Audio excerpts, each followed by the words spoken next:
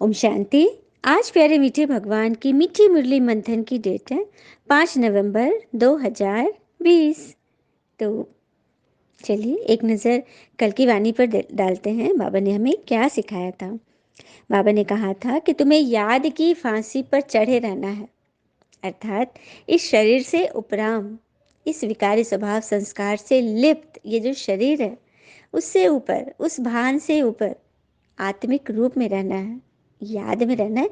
याद से ही तुम्हारी आत्मा सच्चा सोना बनेगी। और आंखों की क्रिमिनलिटी हटाने के लिए दृष्टि वृत्ति एकदम पवित्र रखनी है। हम आत्मा भाई भाई हैं, हम एक पिता परमात्मा के बच्चे, सभी के प्रति वननेस की भावना हो और सेवा में सदा युक्ति युक्त योग युक्त रहकर सेवा करना है। और शुभ अशुभ बात को भी शुभ में बदलना, कारण को निवारण में बदलना, परिवर्तन कर लेना। बाबा इधर लगातार हमें ऐसे स्लोगन से पूरी हमें पक्का कर रहे हैं किस तरह से हम नेगेटिव को पॉजिटिव में बदलेंगे। चलिए आज बाबा ने क्या बोला। बाबा आए हैं तुम बच्चों को शांति और सुख का वर्षा देने। तुम्हारा स्वधर्म ही शांत है, इसीलिए तुम शांति के लिए भटकते नहीं हो। हम वो बच्चे हैं, हम वो मृग हैं, कस्तूरी मृग, जिसे पता चल चुका है कि उसकी नाभि में ही इत्र है। अब वो भटकती नहीं है। शांति के लिए हमें किसी के द्वारे खटकाने की दरकार ही नहीं है। हमें तो शांति का सागर मिल गया, शांति का पूरा राज मिल गया। और ये ओम शांति भी तो वही है ना।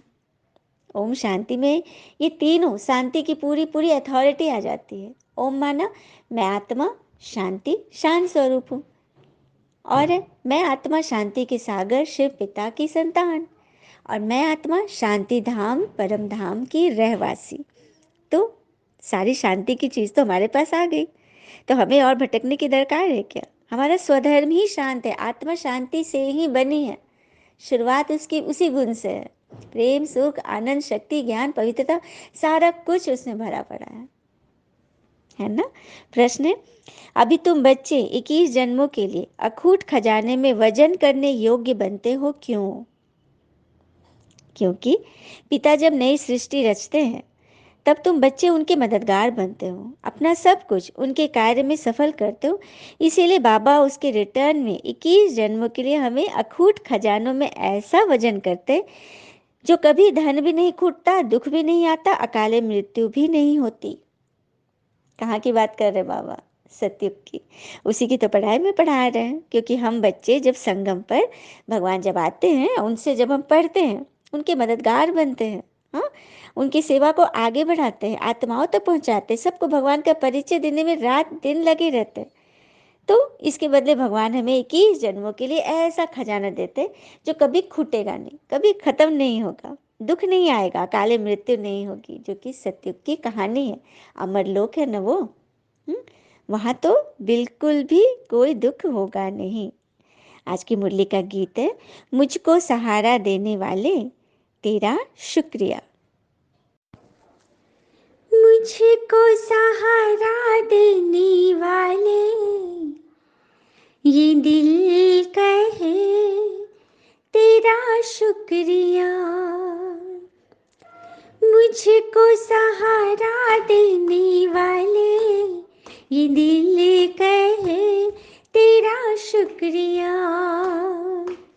जमाना जो दे ना सका तूने दिया, मुझको सहारा देने वाले ये दिल कहे तेरा शुक्रिया। कब से तड़पते थे राहों में हम, कब से भटकते थे राहों में हम, दिल में छुपाए हुए दुनिया का गम, जब से मिला है बाबा तेरा करम, हो जी खुशी से दीवाने झूमे नाचे जिया।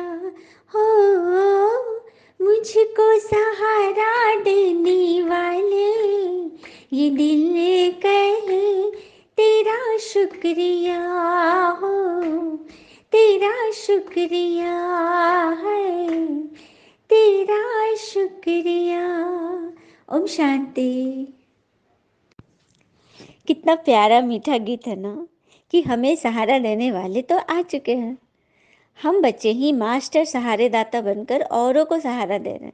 हमें किसी के आगे सहारा लेने की दरकार नहीं है। हाँ, हम अब अपने आप में संतुष्ट हो गए, क्योंकि जो संतुष्ट रहता है ना, उसे कभी किसी के पास जाने की दरकार नहीं होती। और कहते भी ना, अगर कोई जिल्लत से समुंदर भी दे तो उसे ठुकरा दो, क्योंकि इज्जत से जो मिले तो वो कतरा भी बहुत है। मतलब समंदर भी कोई दे रहा है, लेकिन जिल्लत से, हाँ, सुना सुना कर तो नहीं लेना है। और किसी को मनाने से पहले ये जरूर देख लेना है कि वो तुमसे नाराज है या परेशान है। तो बाबा भी कहते हैं ना कि सबकी नब्ज देख कर बात करो। अच्छा, मीठे मीठे बच्चों प्रति भगवान की नमस्ते। हम बच्चों की भी प्यारे शिव पिता को नमस्ते। और बाबा दिल से सभी आत्माओं की तरफ से आपको very very very good morning. धारणा के लिए मुख्य सार है, पहली पॉइंट, इन आंखों से शरीर सहित जो दिखाई देता है यह सब भस्म हो जाना है, इसीलिए अपना सब कुछ सफल करो। इन आंखों से अर्थात इस चमड़े के नयन से जो कुछ भी दिखाई दे रहा है वो माया का है, विनाशी चीजें हैं। इसमें कमजोरियां निहित है, मतलब इसमें दुख निहित है, और यह सब कुछ तो खत्म हो जाना है। तो अपना सब कुछ सफल करने के लिए अविनाशी चीजें जमा करो जो भगवान हमें दे रहे हैं। दूसरी पॉइंट है, पिता से पूरा वर्षा लेने के लिए पढ़ाई पढ़नी है। सदा अपने लक को स्मृति में रख ब्रह्मांड व विश्व का मालिक बनना है। भगवान जो हमें पूरा वर्षा दे रहे हैं वो पढ़ाई पढ़नी है। सदा अपने लक को स्मृति में रख। बाबा ने लक का बहुत सुंदर डिफिनेशन दिया था वरदान में। परिस्थिति को गुड लक समझो। कोई परिस्थिति आ रही है तो समझो कि ये हमारे लिए गुड लक चार्म है, ये हमें आगे बढ़ाने आई है। तो फिर हम फंसेंगे ही नहीं। जब वो परिस्थिति जो विघ्न हमें आगे बढ़ाने का हमारे लिए राह बनकर आई है, मार्गदर्शक बनी है, तो फिर हम कैसे फंसेंगे। तो हर चीज में अपने आप को, अपने लक को देखो, अपनी किस्मत को देखो कि हम ब्रह्मांड व विश्व के मालिक बनने वाले हैं। भगवान हमें पढ़ाते हैं, तो इस पढ़ाई का हमें कितना मान रखना चाहिए, क्योंकि इस पढ़ाई से ही तो हम नर से नारायण और नारी से श्री लक्ष्मी बनते हैं। अच्छा, फिर बाबा ने हमें वरदान दिया, माया के रॉयल रूप के बंधनों से मुक्त विश्व जीत जगत जीत बनो। माया के रॉयल रूप के बंधनों से मुक्त विश्व जीत जगत जीत भव। अब माया का रॉयल रूप, उस पर एक सुंदर सी कहानी है कि माया किन बच्चों को पकड़ती है। एक बार की बात है, एक बहुत वीर व्यक्ति थे, बहादुर थे। उनको जब पता चला कि इस दुनिया में दुख, तनाव, चिंता, परेशानी, झमेला का कारण है माया, तो उसने अपनी कुदाली उठा ली और एकदम चल दिया माया को पकड़ने के लिए। मतलब कि आज मैं इसे खत्म ही कर दूंगा, पूरी दुनिया से दुख और शांति का नाम और निशान मिटा दूंगा। एकदम जोश में था और भी अपने अस्त्र ले लिए माया को मारने के लिए। और जब माया को पता चला कि कोई वीर बहादुर, जिसकी बहादुरी की काफी चर्चे हैं, वो मुझे ढूंढने के लिए आया है, और ढूंढते ढूंढते इस व्यक्ति ने उसे पा भी लिया। तो माया एक शैतान के रूप में थी। तो जब इससे अपना रौद्र रूप दिखाया इस व्यक्ति ने, तो माया डर गई। अब बोली कि प्लीज मुझे मत मारो, मैं, तुम जो चाहोगे मैं तुम्हें दूंगी। और बहुत तरह से उसे बहलाई फुसलाई, मतलब उसको अपने जाल में लेने के लिए। और ये एकदम गुस्से में था कि नहीं, मैं पूरे विश्व का कल्याण के लिए मैं तुम्हें मार डालूंगा, पूरा गुस्सा में था। लेकिन माया ने तो बड़ा पैतरा चलाया, धन संपत्ति का। तो उसने बोला कि सो अच्छा, तुम तो थोड़ी साधारण लगते हो, घर में कौन कौन है। पूरा उससे बातचीत की, उससे ये अपना सब बताया। फिर बोला अच्छा तुम्हारा खर्चा वर्चा कैसे चलता है। तो धीरे धीरे थोड़ा थोड़ा डाउन होने लगा, क्योंकि वो गरीबी में था। तो उसने बताया कि ऐसे ऐसे दिक्कत है, खेतों, किसान हूँ, ये करता हूँ। तो माया बोली कि अच्छा तुम्हें इतना प्रॉब्लम है, सो मैं तुम्हारी मदद कर सकती हूँ। तो क्या, तो मैं तुम्हें रोज हर महीने सोने के सिक्के की थैली दूंगी, तो उससे तुम्हारा जीवन तो अच्छा हो जाएगा। तो तो ये सोचने पड़ गया, वो बोला कि ओ अपने घर की याद आ गई, कितने हम दिक्कत में रहते थे, ये वो। और फिर वो मान गया, और उसको वहीं पर वो सोने की थैली से भरा हुआ, उसने उसे खजाना का वो दिया, पोटली दी, और ये लेके चला गया। 1 महीना में आया, ले ही लिया, फिर दूसरे महीने माया खुद मतलब उसके पास भेज दी, दूसरा पोटली आया, तीसरे महीने भी आया, चौथे महीने नहीं आया। तो ये फिर चल दिया अपना अस लेकर, फावड़ा लेकर उसको मारने के लिए। तो जब वहाँ पहुँचा तो देखा वो बैठी हुई है। तो उसने जोर से बोला कि तुमने इस महीने क्यों नहीं भेजा? तो बोला कि सो नहीं, अब से वो नहीं जाएगा। तो क्यों? क्योंकि अब मैं तुमसे डरती नहीं हूँ, माया ने कहा। तो किसान बोले, क्यों क्यों नहीं डरती हो? पहले तो तुम मुझे डरी थी। तो पहले मैं इसलिए डरी थी क्योंकि तुम्हारे अंदर शुभ भावना थी, सबके कल्याण के लिए तुम आए थे, लेकिन अब तुम्हारे मन में लालच समा गया है, तुम अपने स्वार्थ के लिए मेरे पास आए हो, इसलिए अब मैं तुमसे नहीं डरती। देखा कितने सुंदर रूप से माया ने उसे जवाब दे दिया। तो कारण यही है कि माया से लड़ना है तो पहले विनाशी चीज़ों से मन बुद्धि हटानी होगी। जो चीज़ मिल रहा है वो पर्याप्त है, उसके लिए हमें फंसना नहीं है, और सबके लिए परोपकारी बनना है। तो बाबा कह रहे हैं कि मेरा पुरुषार्थ, मेरी इन्वेंशन, मेरी सर्विस, मेरी टचिंग, मेरे गुण अच्छे, मेरी निर्णय शक्ति अच्छी है, यह मेरापन ही रॉयल माया का रूप है। तो ये माया है जहाँ हमने सोच लिया कि ये सब कुछ मैं कर रही हूँ, ये सब कुछ मेरा है, बस माया ने वहाँ पे डेरा डाल लिया। माया ऐसा जादू मंत्र कर देती है जो तेरे को भी मेरा बना देगी।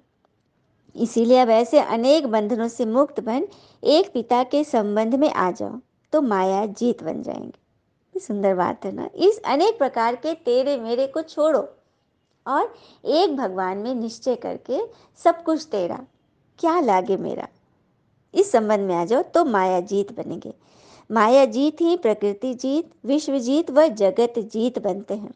वही एक सेकंड के अशरीरी भव के डायरेक्शन को सहज और स्वतः कार्य में लगा सकते हैं। हम माया जीत तब बनेंगे जब हम हर किसी के प्रति शुभ भावना रखेंगे, क्योंकि किसी की एक छोटी सी भी कमजोरी यदि हमें दिख गई तो हम फंस गए, माया ने हमें लपेट लिया अपने झांसे में। इससे बचने के लिए चलिए छोटे से योग की प्रैक्टिस करते हैं। चारों तरफ से बुद्धि योग को हटाकर अपने दोनों भौं के बीच केंद्रित करें।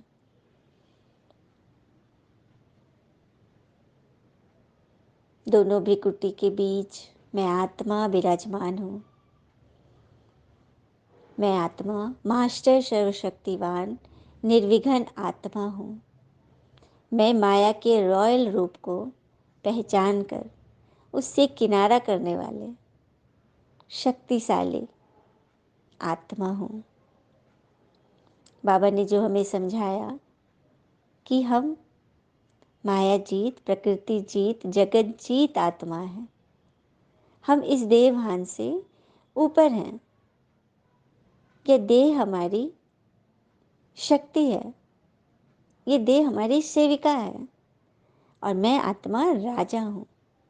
इस तरह से अपनी आत्मा को देखें, उसकी प्रेज करें, प्रशंसा करें कि आत्मा तुम हो, तभी तो मैं यह ज्ञान सुन रही हूँ, बाबा से कनेक्शन जोड़ती हूँ, परमात्मा को समझती हूँ और पवित्र रहती हूँ, क्योंकि पवित्रता में वो शक्ति है जिससे यह ज्ञान, शास्त्र आदि जो भी बातें हैं अच्छी रीति अंदर धारण होगी। पवित्रता से एक सेकंड भी यदि मन भी अपवित्र हुआ तो कुछ भी समझ में नहीं आएगा। ये बच्चों के अनुभव भी होंगे कि मुरली आप लगा दो लेकिन मन में हलचल है, कोई पॉइंट अंदर जाएगी ही नहीं।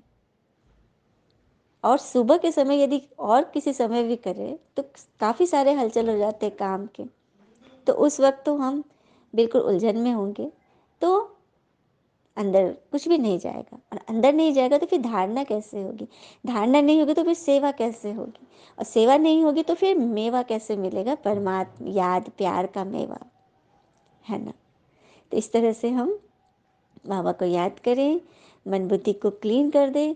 कोई भी बातें अभी सेकंड में भी हो गई वो तुरंत बाबा के पास या तो परम धाम में जाकर शेयर करें, या बाबा को नीचे बुला लें, या आत्मा रूप में टिक कर आत्मा को सब चीज़ सुना दे, खत्म कर ले, शरीर से उपराम, शरीर में कुछ भी रहने नहीं दे, कोई दाग नहीं रहने दे।